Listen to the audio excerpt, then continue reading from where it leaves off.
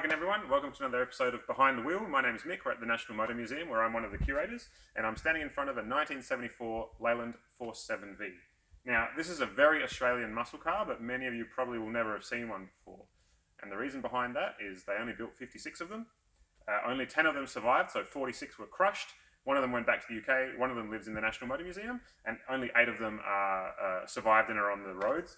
The good news is they're all on the roads today, but you're still pretty lucky if you've managed to see one. So once again, built in the mid-70s, and you will notice immediately this is about as 1970s as a vehicle can look.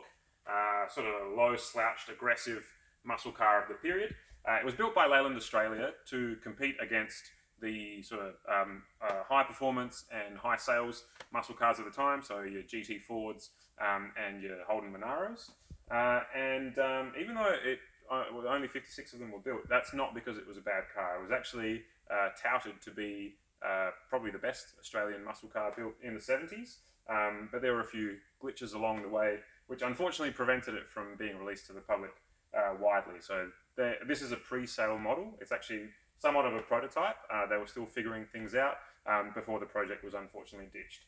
Now, many of you will have heard of the Leyland P76, which was 1974, I think, Wheels Car of the Year winner. It was the Leyland Australia sort of big family car, 4-door. This is the 2-door muscle car version of it. So it has a 4.4 litre V8 engine. Nigel, our mechanic, will talk you through a little bit about the mechanics of it a bit later on. But obviously it was quite a high performance car. This one's only done about 3,000 kilometres, so it's in practically brand new condition. Real important Australian vehicle. So ultimately the demise of the 47 was not its own performance issues or anything of the sort. It was actually that its sister model, the P76, despite winning Wheels Car of the Year award, was plagued by unreliability issues and the sales were poor, and in the end Leyland in the United Kingdom decided it was time to pull the model. So it remains a fantastic car, really interesting, and let's go have a look under the bonnet with Nigel, our mechanic. Yeah, here we are with Nigel. Nigel, how are you? I'm good. Mick, yourself? I'm very well. Now, we saw you bring the car in on our vehicle mover, the Stringo. Why is that? Well, we're doing an audit on the vehicle, so we're just assessing her condition and see what's actually going on with her.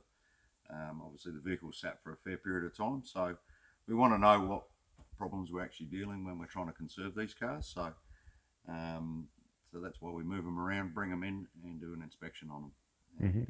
Write a report so we know exactly the condition that we're dealing with and how best to conserve these vehicles. So, unfortunately, with this car, she has a few dramas that we didn't expect to find. So, unfortunately, the cooling system's been allowed to lapse a little bit. So, we've got some issues such as the water pump, which is right here. Unfortunately, it's seized up. So, we'll have to investigate a little bit further to see what's going on there.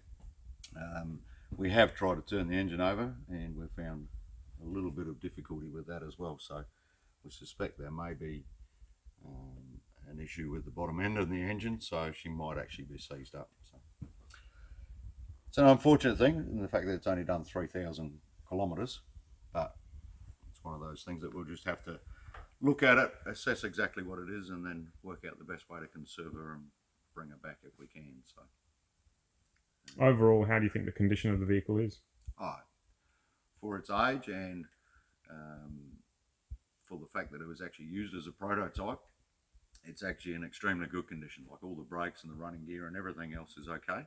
It's just the fact that the cooling system has probably caused a little bit of damage to the engine and obviously to the accessories that are on top of it. But paint-wise, body-wise, interior-wise, everything else works on it. Everything's just about brand new, as you'd expect at 3,000 kilometres. So it's actually quite a good project to be able to get it rerunning if we can. So that's something we'll have to look at and work out how best to approach it. So we won't be taking it for a drive, but let's step behind the wheel anyway and have a look what it's like to drive a 47 in our imagination. Most definitely. Okay, so we've had a look under the bonnet. And so let's have a look inside the car. And Mick, what are you doing in my seat? Well, we're shooting in coronavirus social distancing measures time, so one at a time, Nigel. But don't get too jealous. I won't be driving the car today. You know, the 47 was rumoured to be the vehicle that Repco were interested in taking to Bathurst in 1975. So she could have had an illustrious racing career for all we know. But yeah, unfortunately, the project was scrapped, and we'll never find out. Although I am told that they steered just as poorly as the P76 did, so it might not have turned out too well. But yeah, we do hope to get this car back on the road one day. Like I said, there are very few of them around in Australia, and certainly none that are in the condition that this is in. I can see the odometer says 3,051 kilometres, so truly is a time capsule, and it would have been great to see what could have been for this Australian muscle car.